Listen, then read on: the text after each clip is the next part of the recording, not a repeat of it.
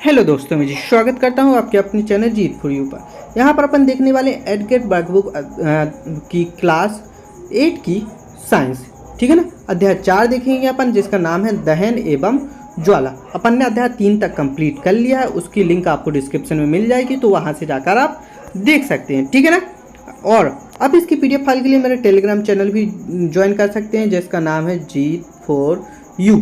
अगर आप कमेंट करके बताएंगे कि टेलीग्राम चाहिए PDF चाहिए, तो इसकी PDF भी प्रोवाइड करा दूंगा मैं।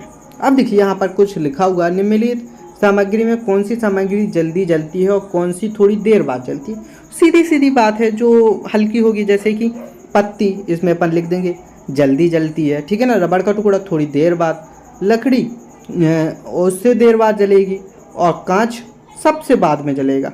कांच को बहुत ज़्यादा ताप देना पड़ता है, उसके बाद जलता है, इसके मतलब जलेगा भी नहीं। अपन ऐसा भी इसमें लिख सकते हैं, ठीक है ना। तो ये अपनी सारणी कंप्लीट हो जाएगी। लिखते तो बनता है ना आप पे बोल के, तो लिख लेना, ठीक है ना। आगे चलें अपन, इसको अपन पढ़ लेंगे। हो सकता है आपने पढ़ भी लिया हो, ताकि आपको आगे भी थोड़ी इससे हेल्प मिल सके।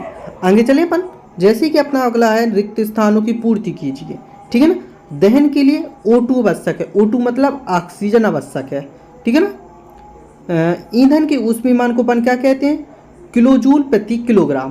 किलोजूल अगर आपको इतना पूरा नहीं लिखना है तो मैं शॉर्ट में बता देता हूँ आप कैसे लिख सकते हैं।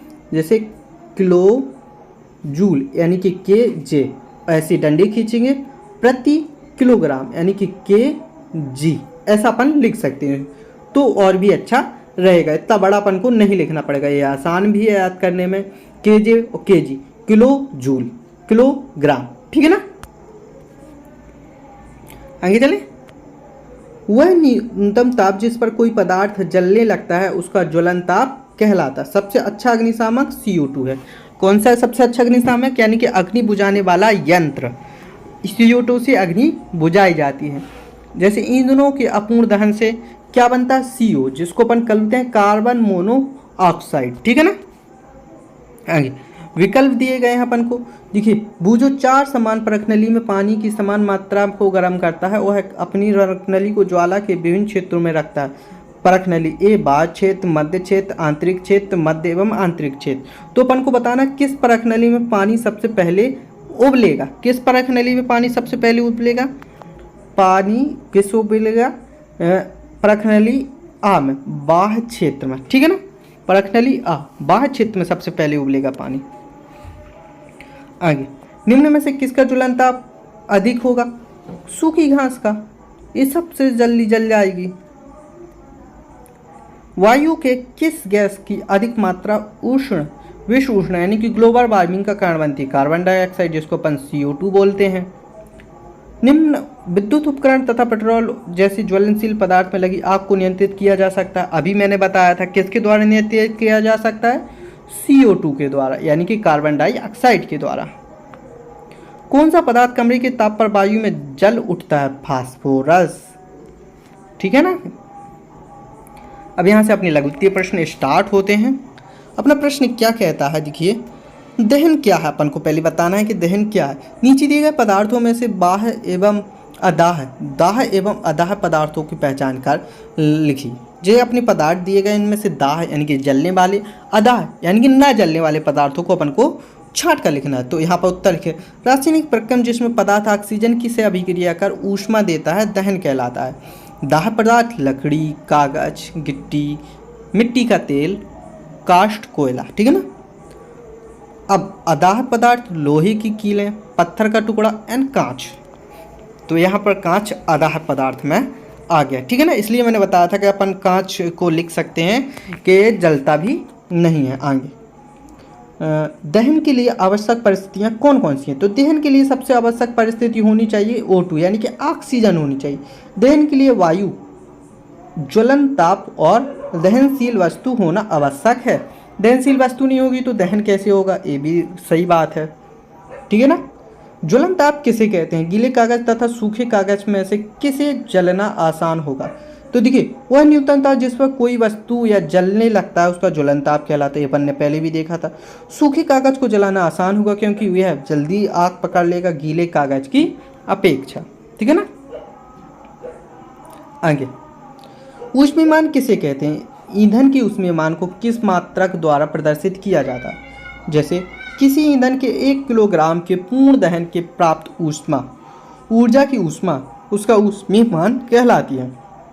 ईंधन की ऊष्मीयमान को किलो जूल पर केजी मात्रक द्वारा प्रदर्शित किया जाता है। यही आपको मैंने पहले लिखकर बताया था। इससे अपना टाइम का भी बचत होता है और जल्दी भी लिख जाता है, तो आपको एग्जाम में इससे बहुत ज़्यादा हेल्प मिलेगी। बंद कमरे में कोयला सिगड़ी जलाकर सोना खतरनाक क्यों होता है? कारण लिखिए। देखिए, ईंधनों का अपूर्ण दहन कार्बन मोनोऑक्साइड यानी कि CO गैस देता है। यह अत्यंत विषैली गैस है, इसलिए बंद कमरे में सोना या सिगड़ी जलाकर खतरनाक होता है। ठीक है ना। आगे अगला क्वेश्चन है अपना, लघु उत्तरीय स्रोत होता है ईंधन क्या है? आदर्श ईंधन की विशेषताएं लिखिए। आदर्श ईंधन जैसे घरेलू और औद्योगिक उपयोग से संबंधित ऊष्मा ऊर्जा के प्रमुख स्रोत लकड़ी, काष्ठ कोयला, पेट्रोल, मिट्टी का तेल आदि ये पेट्रोल ईंधन कहलाते हैं। अच्छा ईंधन वह होता है जो सहज उपलब्ध हो जाता है, यह सस्ता होता है, यह अधिक मात्रा में ऊर्जा उत्पन्न करता है। ठीक है ना। आगे दहन के प्रकार लिखिए। तीव्र दहन, स्वतः दहन, विस्फोट। जैसे तीव्र दहन LPG CNG पेट्रोल में होता है। फास्फोरस स्वतः दहन हो जाता है कमरे के तापमान पर। विस्फोट किस में होता है? पटाखों में होता है।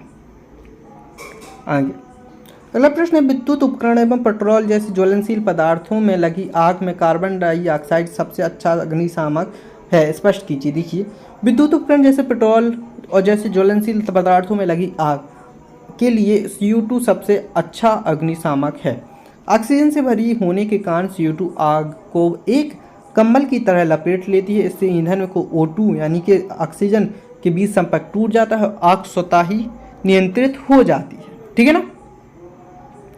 आगे चले, ईंधन के रूप में लकड़ी का उपयोग करना हानिकारक है, क्यों?